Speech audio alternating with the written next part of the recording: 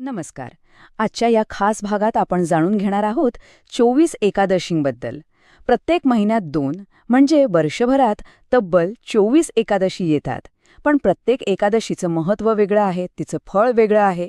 चला तर आजच्या या प्रवासात आपण सर्व 24 एकादशी जाणून घेऊया. हो, वर्षाला एकूण 24 एकादशी. प्रत्येक महिन्यात 2 येतात. एक कृष्ण पक्षात आणि एक शुक्ल पक्षात. म्हणजे अध्यात्म साधनेसाठी आपल्याला वर्षातून 24 संधी मिळतात.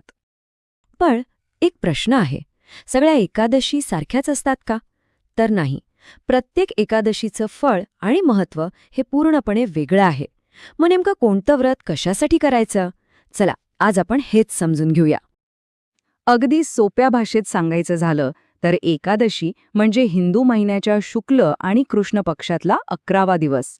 हा दिवस भगवान विष्णूंना खूप प्रिय आहे आणि म्हणूनच या दिवशी केलेल्या उपवासाला एक विशेष महत्त्व प्राप्त होतं.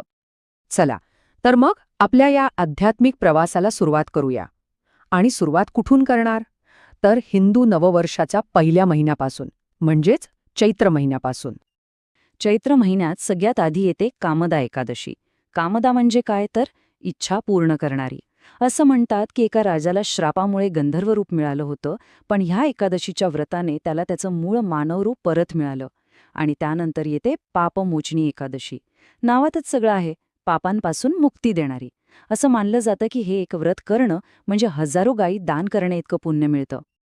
वैशाख महिन्यात येते वरुथिनी एकादशी. ही एकादशी संकटकाळी आपलं रक्षण करते आणि सौभाग्य देते असं मानलं जातं. आणि त्यानंतर येते मोहिनी एकादशी. समुद्रमंथनाच्या वेळी भगवान विष्णूंनी मोहिनी अवतार घेतला होता हे तर आपल्याला माहीतच आहे. तर ही एकादशी आपल्याला मोहमायेच्या जाळ्यातून बाहेर काढायला मदत करते. आत्तापर्यंत आपण सुरुवातीच्या काही एकादशी पाहिल्या, पण आता आपण वळतोय वर्षातल्या त्या 4 महान व्रतांकडे. ही व्रत म्हणजे केवळ उपवास नाहीत, तर ती आध्यात्मिक साधनेची शिखरं मानली जातात. आणि ह्या शिखरांमध्ये जी सर्वोच्च आहे ती म्हणजे सर्वात कठीण पण सर्वात महत्त्वाची एकादशी. ही आहे निर्जला एकादशी.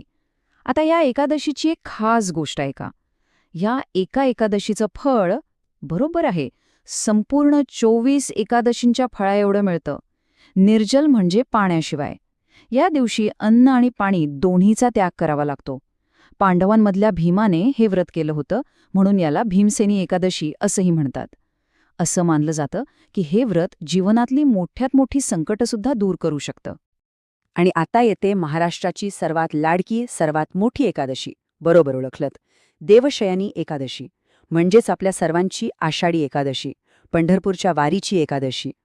देवशयनी एकादशीपासूनच चातुर्मासाला सुरुवात होते. या दिवशी भगवान विष्णू 4 महिन्यांसाठी योग निद्रेत जातात असं मानलं जातं. त्यानंतर भाद्रपद महिन्यातल्या परिवर्तनी एकादशीला ते कुशी बदलतात आणि कार्तिक महिन्याच्या प्रबोधिनी एकादशीला जागे होतात. साधनेसाठी हे 4 महिने अत्यंत महत्त्वाचे मानले जातात.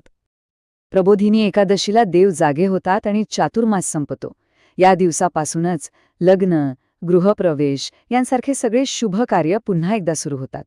एका अर्थाने हा मांगल्याचा आणि उत्साहाचा खरा पुनरारंभ असतो. आपल्या प्रवासात आपण इच्छापूर्ती पाहिली, पापमुक्ती पाहिली, साधना पाहिली आणि आता आपण पोहोचलोय अंतिम टप्प्यावर, मुक्तीच्या मार्गावर. एकादशीचा हा प्रवास आपल्याला थेट मोक्षाच्या दारापर्यंत घेऊन जातो. होय, एक अशीही एकादशी आहे ज्या दिवशी स्वतः वैकुंठाचे दरवाजे उघडले जातात असं म्हटलं जातं. हीच आहे ती मोक्षदा किंवा वैकुंठ एकादशी. ही सर्वात पवित्र एकादशी मानली जाते. हे व्रत जन्म मृत्यूच्या फेऱ्यातून मुक्ती म्हणजेच मोक्ष देणारं आहे. असं म्हणतात की या दिवशी सर्व पापांचा नाश होऊन थेट भगवंताची कृपा प्राप्त होते. ठीक आहे, आता इतकं सगळं महत्त्व ऐकल्यावर साहजिकच प्रश्न पडतो की हे व्रत करायचं तरी कसं? याचे काही सामान्य नियम आहेत जे जवळजवळ प्रत्येक एकादशीला लागू होतात. नियम तसे सोपे आहेत. पहिलं म्हणजे उपवास. या दिवशी धान्य आणि कडधान्य खाणं टाळलं जातं.